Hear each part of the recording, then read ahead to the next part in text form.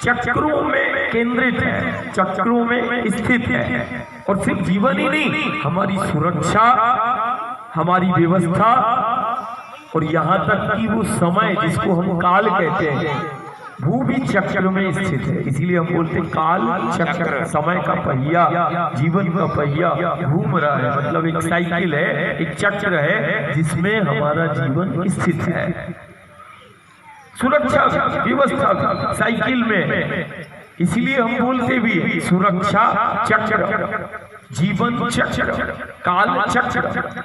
अब हम ये समझे ब्रह्मांड को ही देख ले तो देखो अखंड परिक्रमा चल रही है, सब एक दूसरे की परिक्रमा कर रहे हैं। ये पृथ्वी, ये सूर्य, ये चंद्र, सब एक दूसरे की परिक्रमा कर रहे हैं। मंगल, गुरु, शनि, नवग्रह सब एक दूसरे की परिक्रमा कर रहे हैं। और ये पूरा ब्रह्मांड चक्रों में स्थित है, एक साइकिल में स्थित है।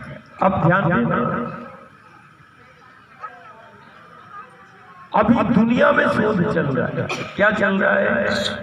इतने बड़े ब्रह्मांड का उत्पत्ति कैसे हुई होगी, शोध चल रहा है। शोध ये भी चल रहा है कि इतने बड़े विराट ब्रह्मांड की उत्पत्ति का वो पहला कण अभी दुनिया खोज रही है कि ब्रह्मांड की उत्पत्ति का पहला कण कहां से प्रकट हुआ होगा और ये कण को प्रस्फुटित करने वाली कौन सी शक्ति है इस कण को बनाने। ब्रह्मांड की उत्पत्ति का पहला कण दुनिया खोज रही है। अपने अपने मत ज्ञानी विज्ञानी दुनिया के समक्ष अभी रख रहे हैं, प्रमाणिकता अभी है नहीं। ब्रह्मांड की उत्पत्ति कि उन रहस्यों को समझ रहे हैं और उस कण को भी खोज रहे हैं जिससे इतना विराट ब्रह्मांड बना। ठीक है ना? शोध का विषय दूसरा ये भी है कि जैसे तैसे चलो जीव जगत ब्रह्मांड प्रकट हो गया, कण कहीं से आ गया और उससे जीव जगत ब्रह्मांड बन गया। शोध का विषय ये है बड़े आश्चर्यजनक कि ये चक्र किसने बनाए और चक्रों में इस जीव को, जगत को, ब्रह्मांड को किसने स्थित किया होगा? कौन सी शक्ति है भाई जिसके कारण ये चक्रों को बनाती है?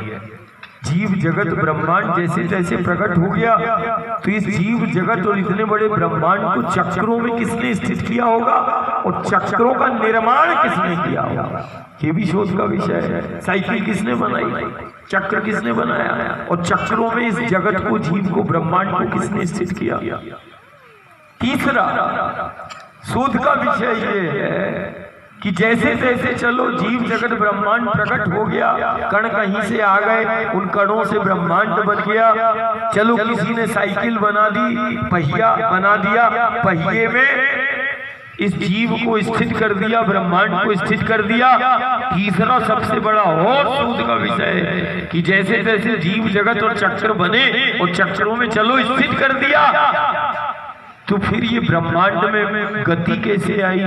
गति को प्रदान करने वाली कौन सी शक्ति है जिसने गति को बनाया होगा? ये तीसरा शोध का विषय है कि जीव के अंदर वो गति, वो मूवमेंट कैसे आया होगा? पहली गति ब्रह्मांड को देने कैसे बनी होगी वो गति? बिना गति के भी जीव जगत ब्रह्मांड कुछ नहीं, जड़ है कि नहीं? तो ये तीन देखना गौर से। पहला शोध का विषय ब्रह्मांड की उत्पत्ति का पहला कण। दूसरा जैसे तैसे ये जीव जगत ब्रह्मांड बना होगा तो ये चक्रों का निर्माण किसने किया और चक्रों में इसको स्थित करने वाली कौन सी शक्ति है? ये दूसरा विषय शोध का है, चिंतन का है। तीसरा कि जैसे तैसे साइकिल बनी और उस चक्र में जीव जगत ब्रह्मांड स्थित हुआ तो ब्रह्मांड में पहली गति कैसे आई और पहली गति को देने वाली वो कौन सी शक्ति है जो ब्रह्मांड में पहली गति को प्रकट करती है? जीव जगत ब्रह्मांड। ये तीनों शोध चल रहे हैं, लेकिन ये तीनों शोध हजारों वर्ष पहले योगियों ने पूरी प्रामाणिकता के साथ सिद्ध कर दिए। क्या कर दिए? ये खोज पूरी हो गई हजारों साल पहले, हजारों लाखों वर्ष पहले। हमने सुना है, देखो हम जिसकी आराधना और साधना में बैठे, या कहते हैं ना जिसको हम मानते हैं, उसको यदि जान लिया तो और ज्यादा पूजा और ध्यान साधना में मन लगेगा। और जब हम उसको किसी चीज को जानेंगे तो फिर संरक्षण और संवर्धन और उसकी सुरक्षा के प्रति हम गंभीर होंगे कि हर हाल में, जैसे घर द्वार के प्रति हम बहुत सजग रहते हैं, उसकी सुरक्षा उसकी व्यवस्था के प्रति। कौन कहता है तुम्हें घर द्वार के लिए? कोई नहीं कहता, लेकिन वास्तविक में घर के काम के लिए हम बहुत सजग है कि नहीं? कारण हम उसको महसूस कर रहे हैं, घर को, द्वार को। ऐसे जिस शक्ति की आराधना हम कर रहे हैं या जिस भगवती की आराधना में हम बैठे हैं, उसको जानना समझना आवश्यक है कि ये शक्ति का कौन सा स्वरूप है। अब देखना, हमने सुना है और कभी कभी किसी ने बोला भी होगा, प्रलय और महाप्रलय में जिसका अंत वो मारेवा है। जो प्रलय और महाप्रलय में जब जीव जगत ब्रह्मांड सब समाप्त हो जाता है, तो बतलाया गया कि जब जीव जगत ब्रह्मांड सब समाप्त हो जाता है उस प्रलय महाप्रलय में, उसके बाद जिस शक्ति का अस्तित्व बताया गया भूमा रेवा है, भूमा नर्मदा है। कि प्रलय और महाप्रलय के बाद जब ब्रह्मांड ही समाप्त हो जाए, उसके बाद जिस शक्ति का अस्तित्व बताया गया वो कौन है? जिसकी तुम आराधना साधना में बैठे हो, नर्मदा है ना? कहा भी है, सुना भी है।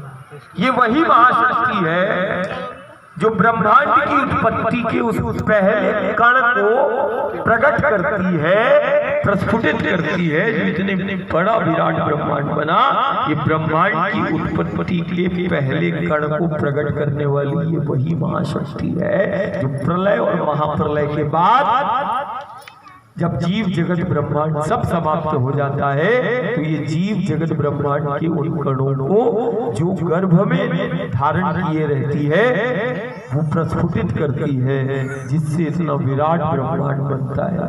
ये उन कणों को प्रकट करने वाली ये वही भगवती है जिसकी आराधना साधना में बैठे।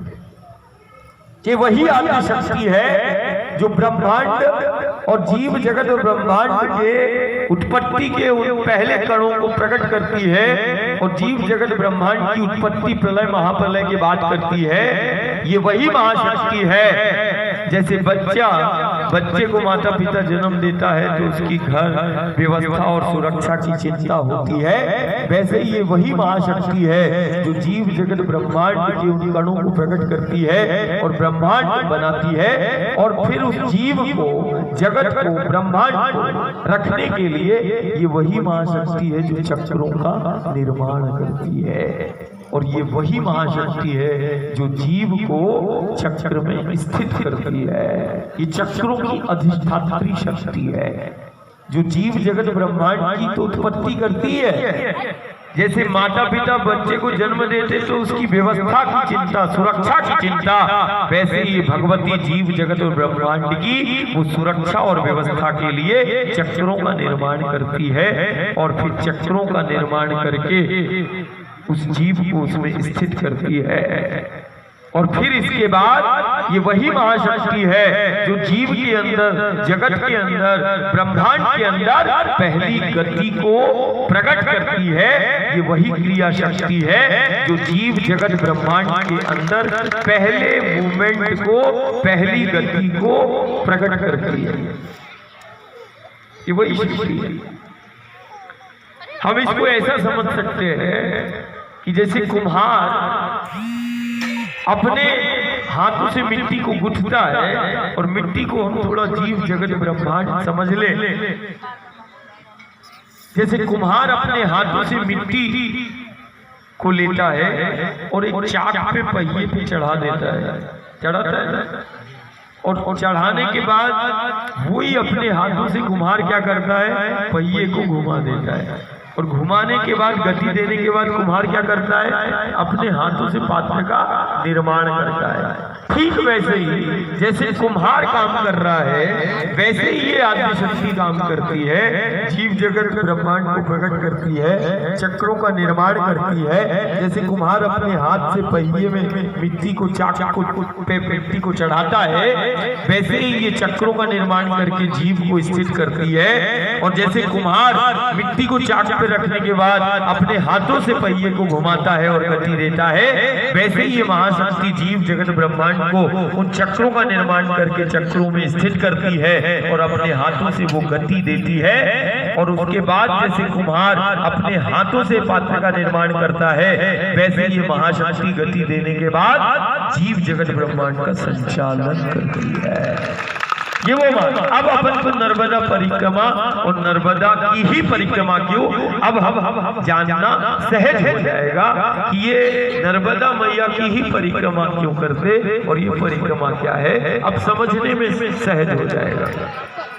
नर्मदा मैया की परिक्रमा कोई करता है तो नर्मदा मैया की परिक्रमा एक साधना है, नर्मदा मैया की परिक्रमा एक उपासना है, नर्मदा मैया की परिक्रमा एक जागरण है। नर्मदा मैया की परिक्रमा क्या करती? नर्मदा मैया की परिक्रमा चक्रों का समन्वय और संतुलन को बनाती है।